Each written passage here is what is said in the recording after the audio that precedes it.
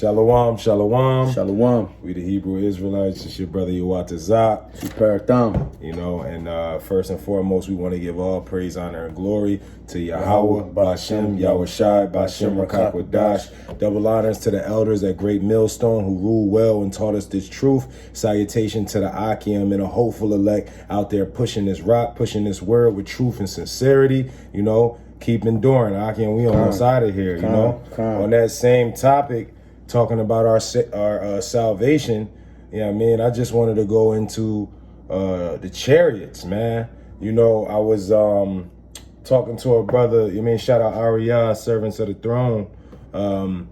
So the brother has said, it pissed him off. Esau, I guess they was flying their F-16s over Philadelphia today. It was on the news apparently, and this, that, and the third. They flying jets and all that bullshit. And I just had a thought that, it coincides with the many sightings, that you see of chariots that are more and more frequent as time goes on. And the world would ignorantly say that these are aliens or there's no such thing as these UFOs. This is a government conspiracy. But in actuality, it's the Lord showing his power. The angels manifesting themselves, which is really a sign of hope for, the people in the know. You know what I'm saying? Which is us, Lord willing. But yeah, man, the so-called UFOs that the government or Esau, so to speak, is trying to make you think are nefarious creatures, monsters from outer space. It's actually black men, what the Bible speaks of as angels, okay? And it's the same way that the Most High God and his son, Yahushai, is going to return to the earth, all right? And we're going to bring that out in Zechariah.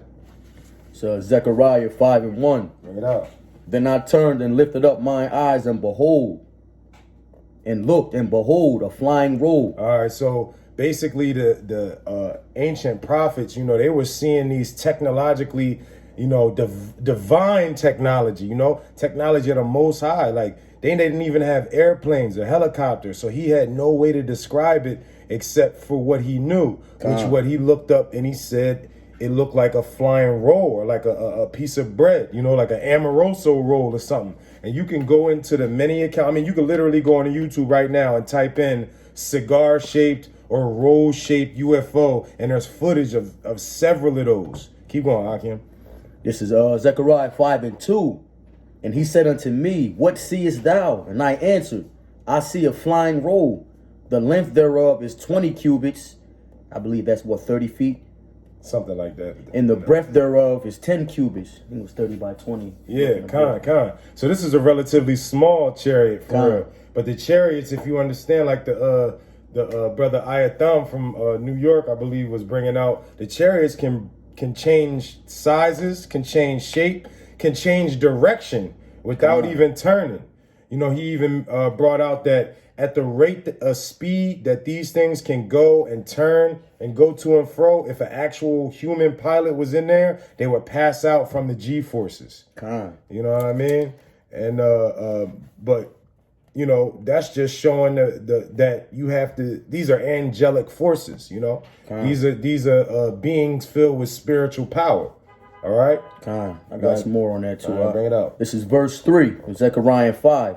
Then he said unto me, this is the curse that goeth forth over the face of the whole earth. For every one that stealeth shall be cut off as on this side according to it. All right, bet. So this is the curse. So Zechariah looked up. He saw a UFO, which is a chariot of Israel. And we're going to bring out the chariot of Israel in, what's that? When it talks about Elijah. Elijah goes up, Elisha. And he got, just put chariots of Israel should come right up. Or chariot of fire to come up to.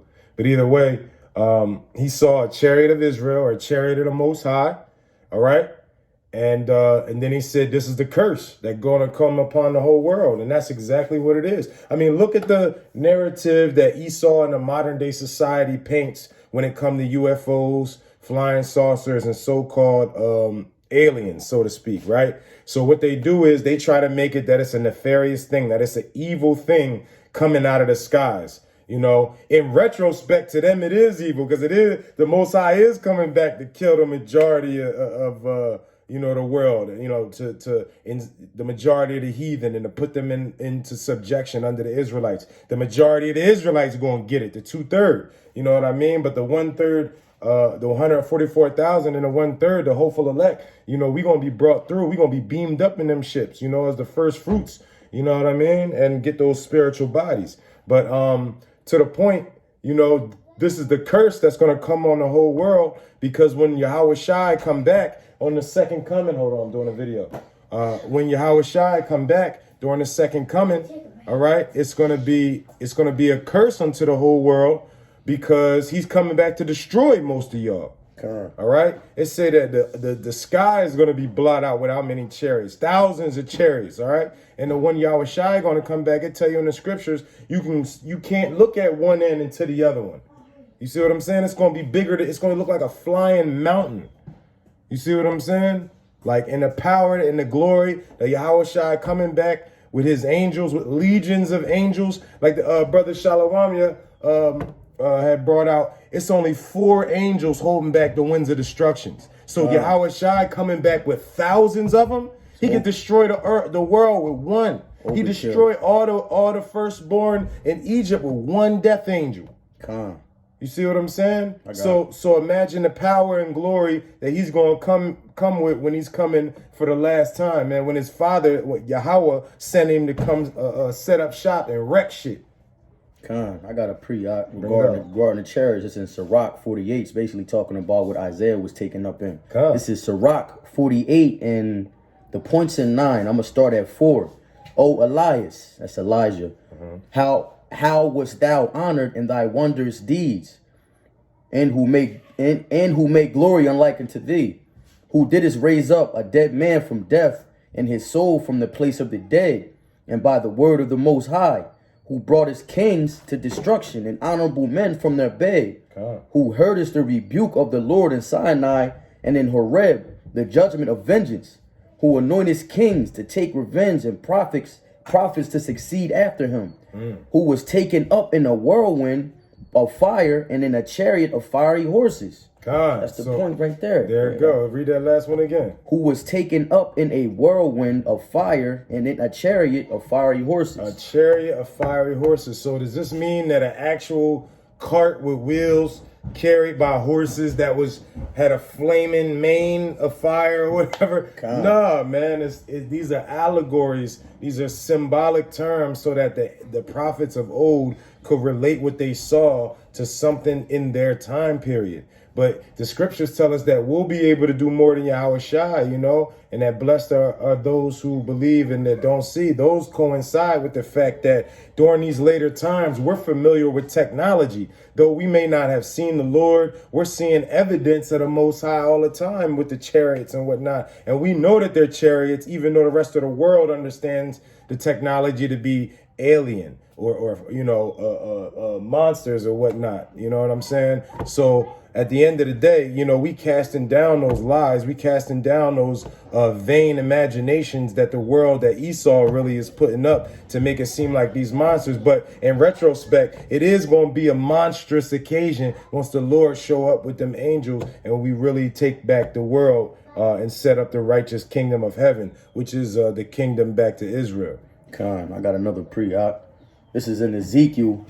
Basically, to land back off what you said earlier about, how there's so many chariots being sighted now and that we can't control it. Hold on, son, this is going into the angels, the so-called black men that are angels that are inside those chariots. They're not little green men.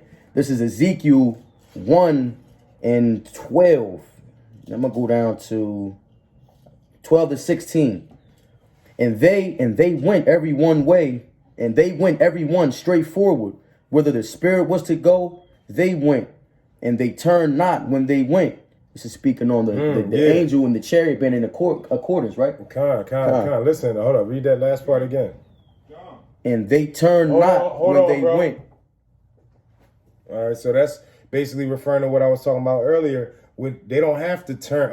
Let me slow down and make this curve so I don't tip over. Nah, they can go thousands of miles an hour, stop on a dime, or they can go 1,000 miles an hour one direction, boom, turn another without slowing down at all. All right? That's spiritual movement. That's spiritual power. That's out of this world. Our physics that we understand cannot contain what the Most High's ability is with these chariots, what these angels can do in these chariots. That's the spirit. These next two is going into spiritual power as well. Go ahead. This is Ezekiel 1:13.